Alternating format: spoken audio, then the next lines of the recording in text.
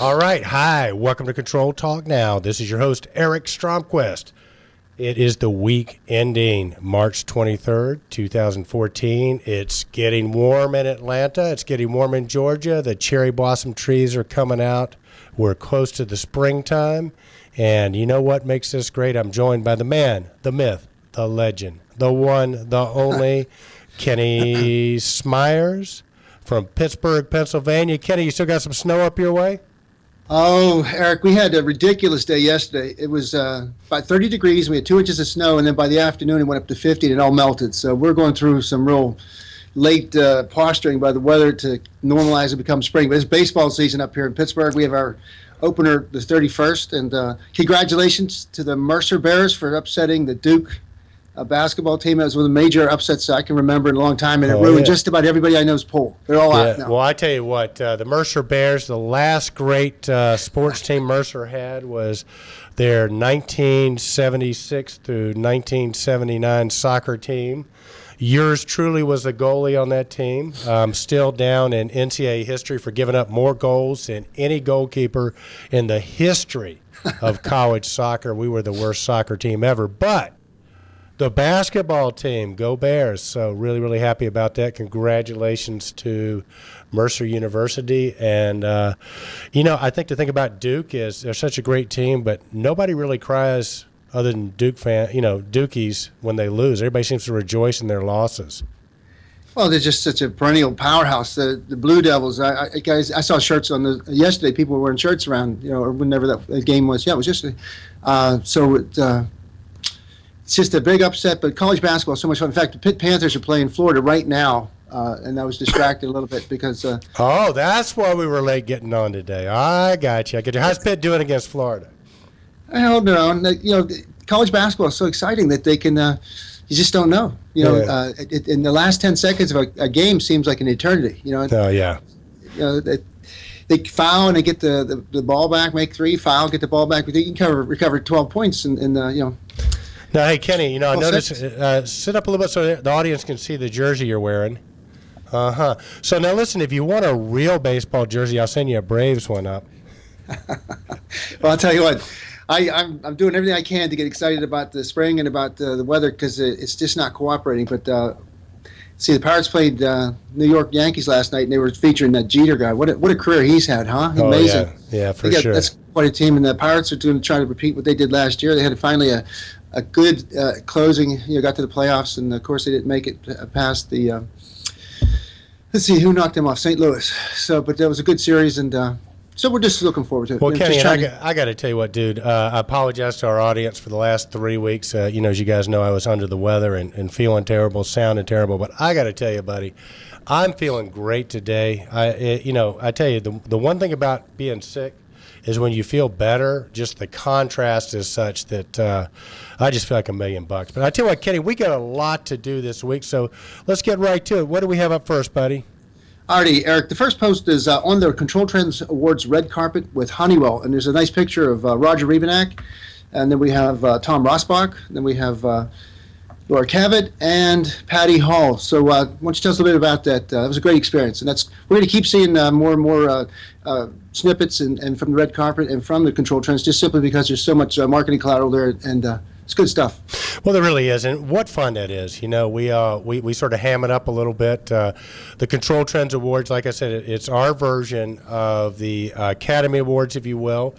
And, of course, you got to have a red carpet. And, it was really fun. Roger and Laura and Tom Rosbach and Patty Hall. So it's kind of fun. We didn't sort of get to the point. We were thinking about having a couple of our teams sort of sit on the side and say things like, and Tom looks like he's wearing Armani, and Patty Hall looks like she's wearing Versace or whatever, So maybe next year. But it was big fun with that. And we've got more red carpet. We got Ben Dorsey. We got from KMC. We got several other people that will be posting their red carpet videos here in the near future, as well as the Mad Russian Vladimir. I talked to him this week. We've mentioned this before. Vlad is a world famous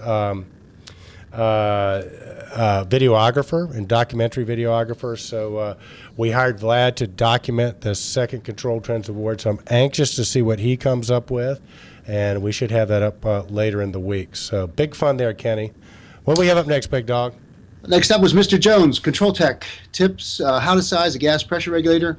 Bill came up with just a very simple way to remember what is required to size a gas pressure regulator properly, and it's in, out, and cap size. So the inlet outlet pressure, we have the inlet and outlet size, the capacity, and once you have that information, give Stromquist or any of your local distributors a call, and they can give you the correct gas pressure regulator. Now, Kenny, I have to correct you. That's Mr. Jones to you. Oh, Bill, Mr. Jones. Bill, Mr. Jones. So Bill is one of the inside techs at Stromquist & Company, provides technical support. He's also the lead camera guy at the Control Trends Award, so you've seen him. Bill is very knowledgeable, Kenny. He's been in the industry for, 35, 36 years. Funny story, when I first met Bill, he was working for a company called Tempaco down in Gainesville, Florida. And I walked in and I was talking to one of their counter guys about an American meter gas pressure regulator. And the guy said, well, what's the spring range for such and such and such and such? And down at the end of the counter, this guy goes, it's an 1803 point P0065. And I go, what? And it was Bill Jones, and he goes, I'm sorry, I have a photographic memory. So Bill is one of those guys, he had a photographic memory. So Bill went from there, a couple other companies, much like Tim Chambly. I had to chase him around for about 10, 15 years before he finally came on the Stromquist team. And I tell you what an asset Bill is. Bill is going to be making more videos, and actually Mr. Jones is going to be making more videos where he is going to try to take things, common questions he gets, because he is in the field. He is providing tech support on a daily basis. That guy probably fields 30, 40 calls a day. So he's going to start doing videos so we can start sharing those and hopefully begin to educate the controls world. But if you have something you want to know how to do, drop us an email at controltrends@gmail.com and let us know that you'd like to see Mr. Jones do a video on whatever you want to see, and we'll see if we can get that done for you. What do we have up next, Kenny? Alrighty, Eric, next up we have Brian Turner, president of Control Co. And it's a subject that I love talking about because, again, we'll be turning more and more attention and focus on light litter. But Brian discusses more on wireless lighting controls and viable options from WattStopper. And it does a really good job because he gives an overview. There's a nice picture of the typical application where you have the bullet. The Eagle Bullet is now a WattStopper product, Legrand WattStopper, and then Brian Pike gives the information about what the bullet is. It's a basic utility light intelligence transceiver. It monitors current, power, and fixture status, and it's a controller. So it's what there was a comment is how wireless can be interrupted, just like your cell phone coverage. Every once in a while you get in a bad spot and you don't have coverage. This bullet is a controller, so it'll work by itself, even though it doesn't have wireless connection to the Jace or to the the central monitoring station. It's operating by itself, so it has a sensor and it can function with or without connectivity to the Jace. Well, let's define a couple of terms for people who might be tuning in for the first time. The first one is a phrase that Kenny coined called light litter. It's not kitty litter. If you Google light litter, you're going to find a kitty litter product. But light litter essentially is, and we've all seen it, You're going down the road. It's a beautiful, sunshiny day like it is in Atlanta today. And I guarantee I can go around the city, and there are going to be lights on, mostly parking lot lights. And basically what happens, the photocells come out of calibration, or they don't have a photocell on them. And it's a huge problem. I mean, energy cost, it's in the billions what it costs every year. Wasted in energy consumption, and unfortunately, Kenny, a lot of these places, as we've discovered as we go out and take pictures, are government entities. It's like our tax dollars, they don't seem to care. So light litter is a problem that we encourage. Al Gore, you discovered the internet, you invested in Nest, get behind the light litter project, and if you really want to know a product that can solve that, is the bullet. because most of these parking lot lights, Kenny, have a photocell on top of them. Those are the things that typically come out of calibration, or they don't work, or we have daylight savings times, and they're no longer in sync.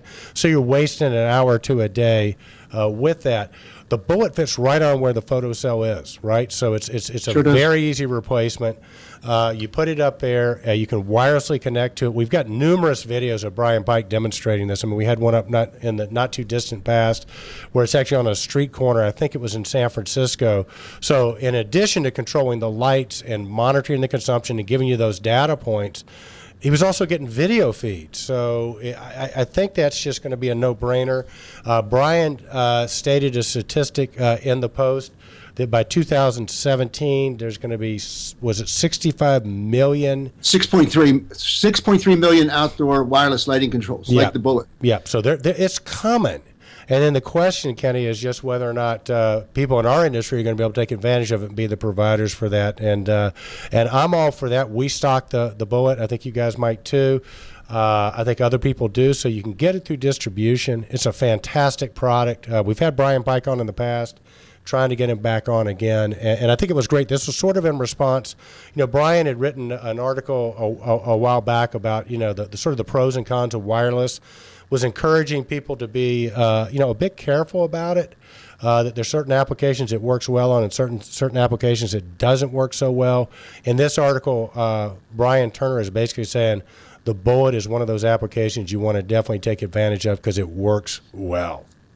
Sure does, Eric. In fact, I would just, I think this merits reading some of the information. But they went through walked through a basic control algorithm for lighting controls. And they found that there's large opportunities for savings.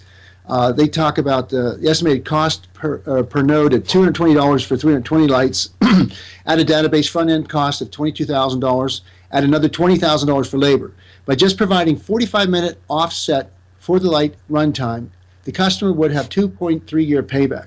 Then let's say we wanted to turn the lights have the lights off for 5 hours each night. When you do that, the return drops to 1.1 years with an annual savings of $97,227. So slightly 1 year, more than 1 year, there's a $97,000 payback in the operating budget. So that's a substantial opportunity. And Brian makes it very clear that initially we wanted to advocate caution for new wireless world order, but we didn't want to pass up the opportunity to explain that this bullet by WattStopper is a saver. There's no if, thens. This is a definite, important product. Well, Kenny, I tell you what, I know we got elections coming up, and I'm going to tell you right now, the person that runs on the Let's Stop Light Litter campaign is going to get my vote. I mean, this is a no-brainer. I mean, it's right there. The technology's there. The waste is there. I mean, if any political people are listening, I mean, goodness gracious, check this out. Reach out to me and Kenny. We'll write you your light litter acceptance speech. But this is just, it's an outrage that it goes on. And you've given the analogy in the past, Kenny, about, I mean, if you were to walk down the street and see the government had their spigots open and they were just, dumping water into, down the street, I mean, we would be absolutely outraged. And it's kind of amazing that we're not more outraged about light litter. Well said, Eric. And we got to keep coming back to it. I think it's just you got to keep beating a steady drum and keep a steady beat going, and people will get it. We've had not quite 1,000, but we've had several hundred people respond to it and send us pictures of light litters in their area. And that kitty litter thing, they separate the word. They go light L-I-G-H-T, litter L-I-T-T-E-R. Ours is light litter, all one word. And then some of the other products have L-I-T-E litter. So, but we have a unique coin on that. We coined the phrase light litter, and it's going to pick up. I think you do a good job, and I'm doing my best. But we just need more people to understand what's going on and how to deal with it. Well, Kenny, the other thing too, let's mention real quick. We actually do have a Facebook page called the Green Marines. There are a couple, but search for one, and that's a place if you see pictures of light litter, you can upload it. Originally, Kenny and I had the idea, and we did it with a couple of companies. There's a major oil company that their gas stations had light litter on. So, we some people uploaded some pictures. We reached out to them and said, hey, please stop this. We can provide or connect you with people across the country that can come in and fix this. The bullet would have been a great product for those people. So the Green Marines Facebook page, check that out. And I tell you what, Kenny, I think we've beaten the light litter enough for this week. What do we have up next, Big Dog? Next up is a interesting post with Mark Peacock. Just Because is titled. Just Because.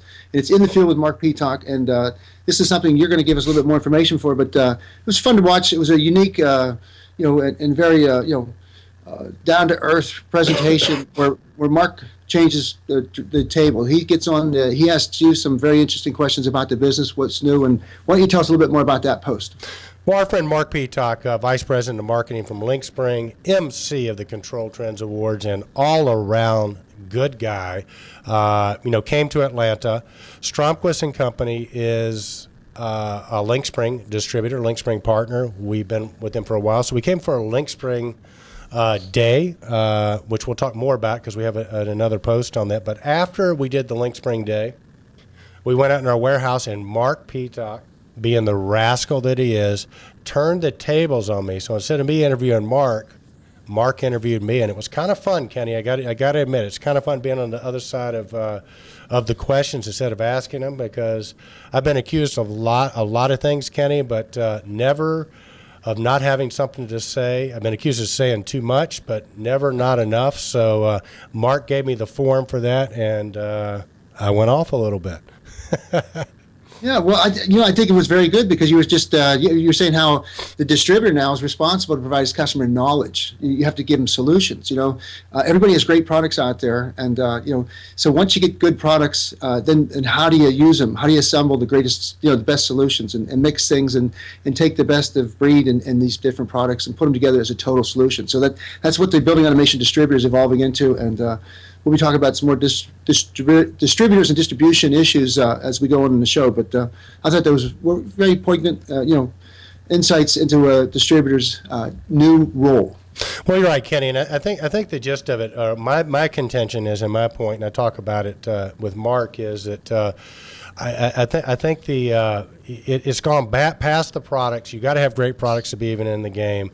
It's gone past being low bid. If you want to get out of that low bid model, it really goes to, and this gets to what Jim Young has been telling us and what we've been learning at Ibicon Realcomm, the people we've traditionally dealt with, the facility manager, it goes beyond those guys. They're influencers now, but they're not necessarily the decision makers.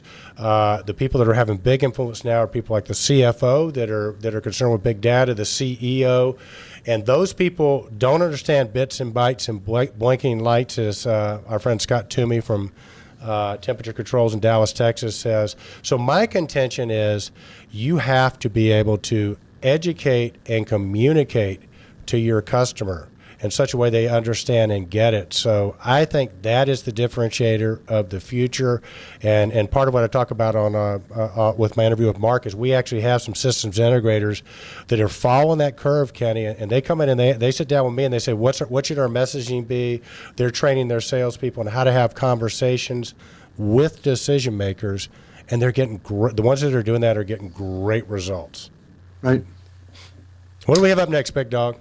All right, Eric. Next up is the first announcement about some of the big meetings coming up. We have the 2014 Building Energy Summit. It's going to be in Washington, D.C., and it's got some really neat stuff planned as far as learning what's going on and what's happening in the building energy world. And it's called the 2014 Building Energy Summit. It's April 1st down in Washington, D.C. Make sure you check our post because it takes you right to their registration and their what do you call it, the what's going on, the meeting agenda, minutes. yeah, the agenda. I can't, it won't open up for me here, so I was choking there a little bit. But they have a new thing called the closing town meeting, which is going to have a tremendous panel of the energy gang, they call them, the international visionaries, Yagar Shahai, Stephen Lacey, Catherine Hamilton, John Picard, Roger Frechette, And it's going to be just a great meeting. And then there's more great meetings. The summit, the N4 summit's coming up April 27th through the 29th, and then we've got RealCom coming up June 18th through the 19th. So it's just a lot of really great meetings where you can get that consolidated information. You can meet the network, but you can also learn a great deal about what's going on in our industry. Well, that sounds great, Kenny. And when you talk about this meeting in Washington and the town hall meeting, I mean, come on, we're sort of children of the 60s. We were young then, but I'm kind of thinking maybe we go there with our cameras. We get we have like a 10-man march. We'll get Scott Cochran and Brian Turner and Brian Pike and maybe a couple of other people. We'll go there. We'll challenge that committee at the town hall meeting. Want to know what they're doing about light litter? We'll video it. If they don't do what we want them to do, we'll sit down and protest and disrupt their meeting. What do you think? You down with that, Kenny? Anybody that wants to join us, reach out on Control Trends, and we'll see if we can get it up. We'll go to Washington. We'll push the light litter agenda. I don't know, Eric. We'll have to see. That would be an interesting thing to do, though, huh? To get to bring something to the attention of many people at the same time. Well, maybe we should do that. I just think that people are not. I guess part of it, Kenny, is the dollars saved is huge, but it's probably low-hanging fruit compared to the other stuff.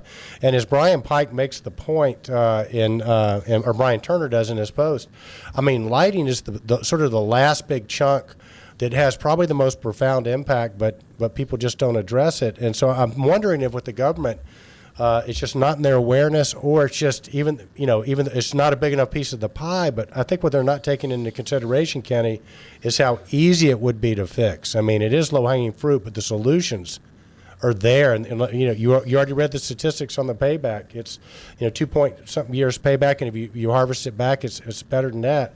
I'm telling you, if a politician got on board with this and was the first one to adapt this, I mean, come on, he would. I think you could really get some airplay out of this. Therese Sullivan, if you are listening, we need you to bang the gong here and get this thing going. I mean, you got the horsepower. You can do this. Ken Sinclair, if you're listening, come on. I know you're Canadian, so you might not care about the U.S. stuff, but still, you should go for it, Ken Sinclair. Anyway, as you can tell, Kenny, I probably had a little bit too much medicine today, so let's get on to what's next. All right, Eric, next up, we have a new product from Functional Devices. It's introducing the new RIB product, the PSH500A-LVC. And then just talk about Functional Devices, putting your safety first by creating a separate low-voltage compartment with a cover. So it's a 500 VA power supply. It has numerous features, but they take something that's really basic and they make some very important innovative modifications to the actual panel. And so you have the high-low voltage separation, 5 isolated 100 VA class 2 outputs, multi-tap transformer from 480 to 120, secondary 24. Perfect for VAV applications, low voltage wiring made easy by our pluggable terminal blocks for easy access. And there's actually a lot more information, nice data sheet. So visit the site and check out that new product by RIB. Right. It's a cool product, and I think, Kenny, it falls in the category if you're a contractor and you're looking for a way to cut your cost on a job in terms of installation and have your guys be safer, this is a perfect product for that. And I tell you what, we've got I was talking to our Tim Chambly, who does a lot of training videos for Control Trends. And I told Tim, I said, look, I want you to get one of these. I want you to do a video on this product. So look to Control Trends for that. We'll have that out in hopefully the next week or so. All right, Eric, next up we have a rerun on the Microsoft's Daryl Smith predicts Seahawks Super Bowl win and saves energy.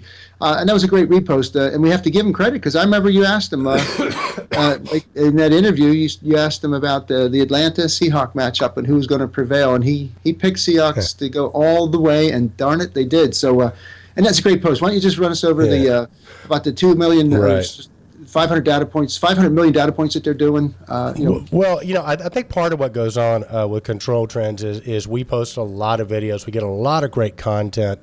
And, what happens is we're always putting new stuff up. So sometimes things like the Daryl Smith from Microsoft interview that we had that we did at Realcomm IBCon last year, sort of just get lost in the shuffle, so to speak. But we did have the good fortune to interview Daryl.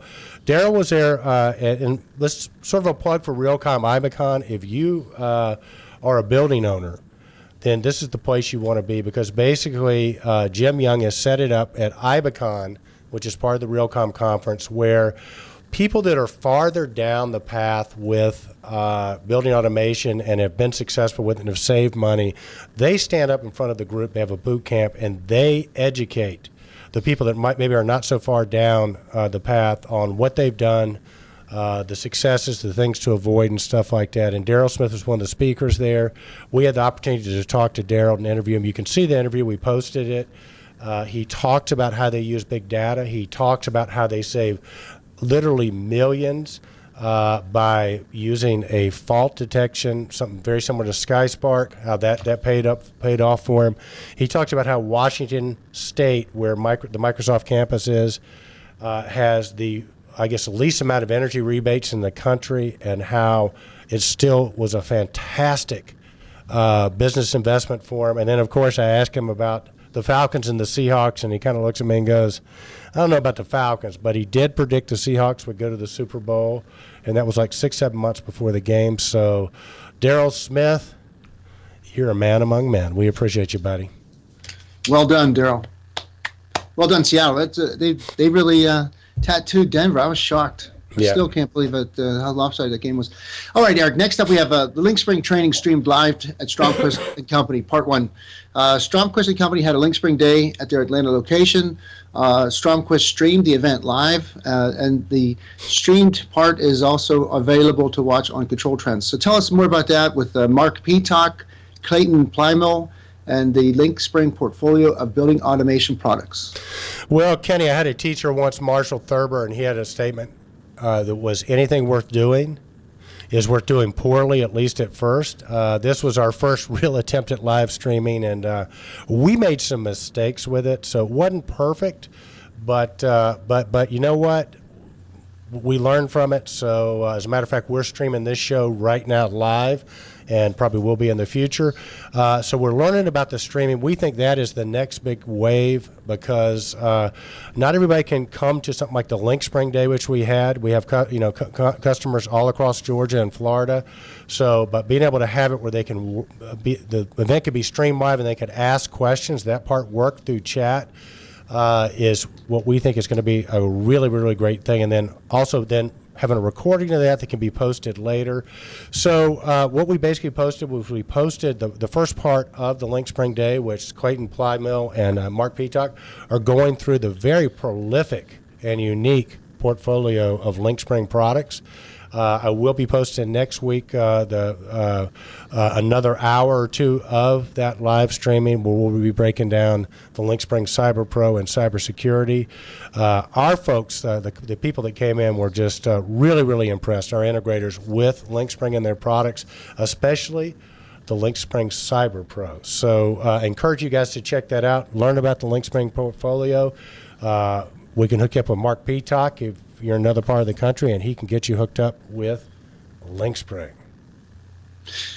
All righty, Eric. Next up, we have Control Code partners with Control Network Solutions to bring innovation to lighting controls. And this is a very more that collaboration and synergy that we've talked about in the past. Full control from the cloud. And an industry standard that is a very neat. I'll read it to you. The global standard, the Elite Dolly anywhere in the world with the IEC 62386 Dolly lighting fixture and suitable Niagara AX platforms, and it also supports the Internet of Things. But this post is where you take two heavyweights in their respective fields, and they combine using the Jace Niagara platform, and it's called the building. Let's see here. The Elite Dolly enables companies like Control Code to integrate your lighting data into the cloud so you can manage your light spaces in real time at optimum energy demand. So first we had Brian Turner talk about the wireless functionality and benefits of the Bullet.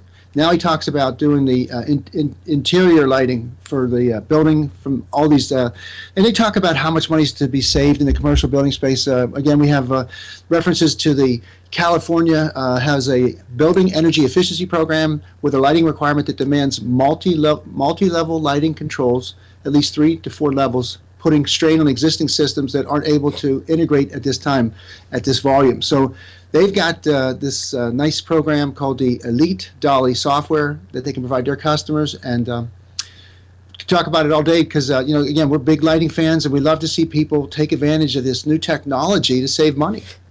Well, absolutely, Kenny. And that Dolly application comes from our friend, I think, Mike Welch out of the UK. So we're hoping to get Mike back on. Mike did a fantastic job. He was on Control Talk now a couple weeks back and did a fantastic job, which sort of brings me to a topic, Kenny. People are asking, how come you guys sometimes have guests and sometimes you don't? Well, I tell you what, Kenny, it's we got a lot of fascinating people in our industry, but it is very difficult because we're all busy to coordinate guests. But if you want to be on Control Talk now, we'd love to have you. If you're in the controls business, just reach out to us at controltrends@gmail.com and let us know. We'll hook you up. But so some weeks we'll have guests and some weeks we won't. That's just the way it's going to be for a while. But again, Mike Welch, go back and check his post out. And what Brian Turner's up to is fantastic. And well, Eric, speaking of guests, next week we're going to have Rick Warner, the innovator. It's going to be an interesting presentation. And Rick, he was out of town. He was going to be on this week's show, but he had to alter his plans because of a more urgent pressing business needs. And but we also have, like you said, we've got some neat stuff coming up in the future, and we really appreciate some of the industry leaders that want to share their expertise with the Control Trends community. They certainly are welcome.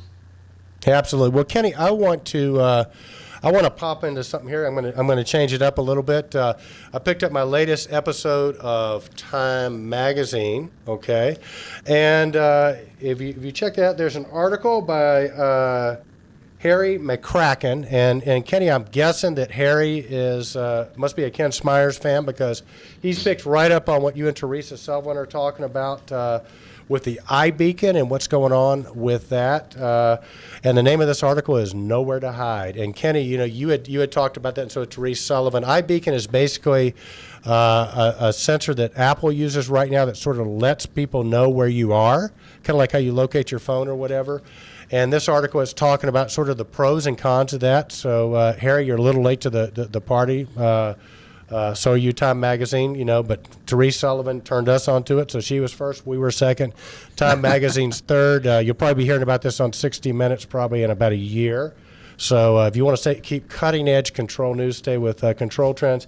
But some of the pro applications with this, they were saying, like if you were at a sporting event or whatever, and they're actually testing this in stadiums right now, as well as places like Macy's and other places like that. But they were saying, like, you get up, get out of your seat, it knows you're on the move, and then it'll start popping up where the concession stands are. If you want a hot dog, go here, or you want to go someplace else here. Kenny, you had talked about, and so had Therese, like you go into a shopping mall, and all of a sudden it'll start downloading coupons for you.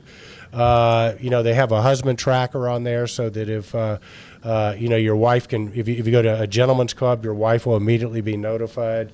Things like that. I think that was one of the cons. I'm not sure. But interesting stuff, Kenny. It's a trend we're talking about. I think you dubbed it contextualizing the experience, or maybe Therese did. But, it's just interesting to see how, the technology we use to control buildings is sort of dovetailing out and going to be affecting everybody. Sure is, Eric.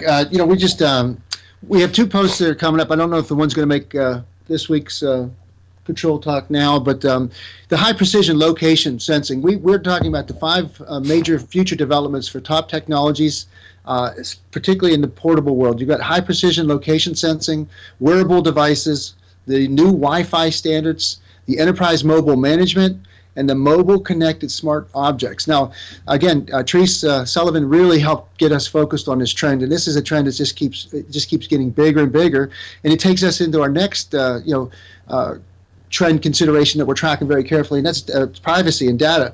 But just to give you some facts, again, the estimates of Internet of Things, Internet of Everything. By the year 2020, there's going to be 30 billion devices will be connecting wirelessly. Cisco has a connection counter now that is estimating this number, so it's providing some accurate stuff. The Internet of Technology, I'm sorry, the Internet of Things came in 1999 with Kevin Ashton, and with uniquely identifiable objects with RFD, which was radio frequency identification. So now this contextualization is we're equipping all objects in the world will be machine readable and identifiable. So these iBeacons will be what does it. It's going to put in just like a router in a house when you're trying to set up a wireless network or a mesh network. The more you have, the greater connectivity. You walk from one place to the other, and as your phone is going to reveal you, or your watch is going to tell you, basically who you are.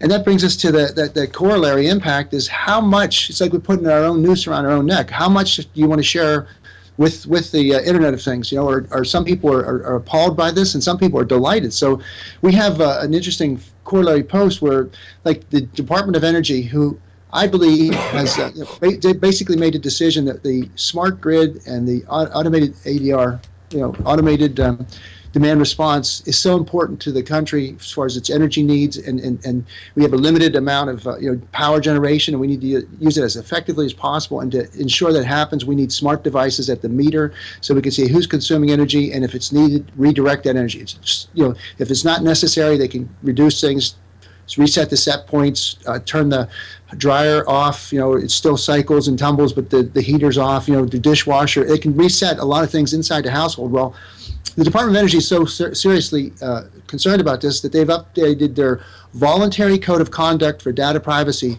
and it's facilitated by the Department of Energy because they're taking, instead of being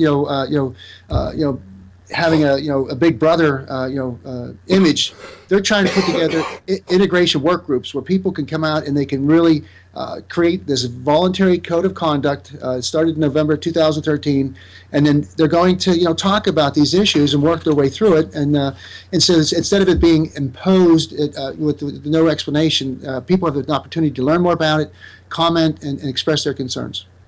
Well, Kenny, I think it's a fascinating trend that we got to definitely track, and I think the concept in and of itself is absolutely marvelous. If you think about it, it is marvelous, and I think a lot of the people that sort of rail against it in terms of personal freedoms are not necessarily saying that our freedoms are being violated now. It's the potential for that, because if you get this locator and stuff like that, and then if something was to happen, heaven forbid, and now all of a sudden somebody gets in power that is not going to be respectful of rights, they have the tools to really squelch you and know where you are and what you're doing and stuff like that. So it's an interesting trend. And Kenny, did you hear that Google Glasses, new thing, they got the narcissistic glasses now? Oh, I'm sorry, what's that? Google is coming out with the Narcy glasses, narcissistic glasses. So how the regular Google glasses have things where you can look at different things. This basically projects images of yourself back in, so you just see yourself everywhere and how other people are seeing you. So it's a 360-degree view of. Actually, Google didn't invent that yet, but if they do, you heard it first here on Control Trends, and they probably need to pay us some money for coming up with the idea. But I haven't heard much about the Google Glasses. That was such a big thing. I remember we saw the guy from Google was at Realcomm, Ibicom, was talking about him. It was supposed to be ready for this last Christmas and going to be super, super hot. And I just hadn't heard anything about it. Have you heard anybody using them or anything about them? It's a growing community. And what they're doing, Eric, is it's not one of those things if, it's a question of when. It's going to be the next great technology release. It's going to be the next incredible thing like the iPhone. In fact, think of all what it can replace. If it's connected to the internet and it's providing live, it's going to be the dashboard instead of carrying around your interface device, your smartphone, your tablet, whatever. If you could wear a pair of glasses, the only thing is I think you're going to have to start young. So for me, if I had to put something on my face to be able to interface with things, I don't know if I can't stand glasses or jewelry or whatever. So I don't know how you do. You just have to learn to be comfortable with it, so they'll keep working on that. But they're going to introduce this to young children. This is going to come out at schools. They're probably taking a very high road. They're going to, when they implement it, they're going to implement it well. So there's not going to, they've already, ironed out all the issues, and they're going to make sure that they don't cause any biological, remember that one movie where the guy put the thing in the middle of the glasses and he becomes a multimillionaire? I think it was Steve Martin, and then at the end of it, it made people cross-eyed. Yeah. I think there's got to be some time that before they bring that out and really make it a commercial commodity product, they're going to really truly work out a lot of those, know that they haven't made any grave errors that they want to. So let me ask you a question. Let me ask you a question, Kenny. So if Google was to give me and you a pair of those Google glasses, would you wear them on Control Talk now? Absolutely. Yeah, I would too. Think about how cool that, because I know a lot of times you're checking your computer to refer to notes and stuff like that. You could just be looking right at the camera and be sifting through your headset and doing it. That'd be so cool, wouldn't it? Well, yeah, sure. I mean, it's just like sometimes I was a little bit late to go to technology and websites, and you brought me along. To be honest with you, you had more. You were so far ahead of a lot of people I know that once I was aware of something, I don't know how you could live without it. It's indispensable. All of a sudden, this technology is like, the more you can master it, the more it does for you. So I think that's why it's a two-way, double-sided sword or double-edged sword. But yeah, I think as soon as technology becomes something I can manage and use it effectively, I want to take advantage of it. Well, the people that I track, Kenny, that really track these things, the futurists and whatnot, I get fascinated with this. These things are going to be extensions of ourselves. I mean, if you just look at health and things like that, I mean, you're going to get body parts that can be replaced. You already have that. But I think it's going to go beyond the glasses pretty quickly. There's going to be a chip in your brain. In our lifetimes, they'll be embedding chips in your brain that'll give you access to that. So I think things are going to go more from external to internal, and they're going to be parts of ourselves. And when you talk about the youth, I look at my daughter, Evelyn, who is 15 months old, but she's been playing with my wife's iPad, I mean, since she was 3-4 months old. And, I mean, she can't read yet. But Anna has a little folder with all Evelyn's little Elmo games and stuff like that, and she knows how to hit the button to get. She knows which ones are her folder. She knows how to get in there, and she can turn Anna's iPhone on and off. I mean, it's just amazing how. I mean, so that's already part of Evelyn's world. I mean, it's just an extension of her already. So to your point, it would not be a stretch at all. For small children, whether it's the glasses or whether it's the watch, that's another way to contextualize it. Whether it's it's already through the smartphone. So it's fascinating times we live in, Kenny, and it's just fun to be tracking these technologies and to have people like Therese Sullivan, who's really, I think, in the thick of it. If you haven't checked her out, her blog is buildingcontext.me. So. Cool stuff, buddy. Cool stuff. Well, and too, Eric, not all of it works as well as it should. Like this Siri thing, when it first came out and I first started using it, I overused it, but it let me down too many times. I get in an argument with Siri, about what I was trying to say, and was I not speaking clearly enough, and whatever. So. It came and it went, went through it. But one day when they clean that up, it's going to be amazing. Where somehow we were talking about contextualization, and you have contextualization cues, and it gets into some really extraordinary information.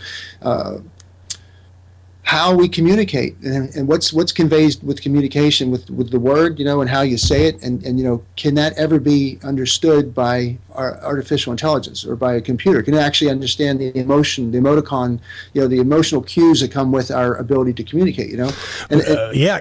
Kenny, you're so right on with it, because it is a different language and a different way of communicating. And I mean, if you think about it, like my oldest daughter, Britt, I mean, in her generation, they don't email. They text or tweet. And it's funny, there was a book I read in the not too distant past. It was a guy named Daniel Pink wrote it. Do you know what the number one business degree is right now? That you get paid more than an MBA for a company if you're good at this.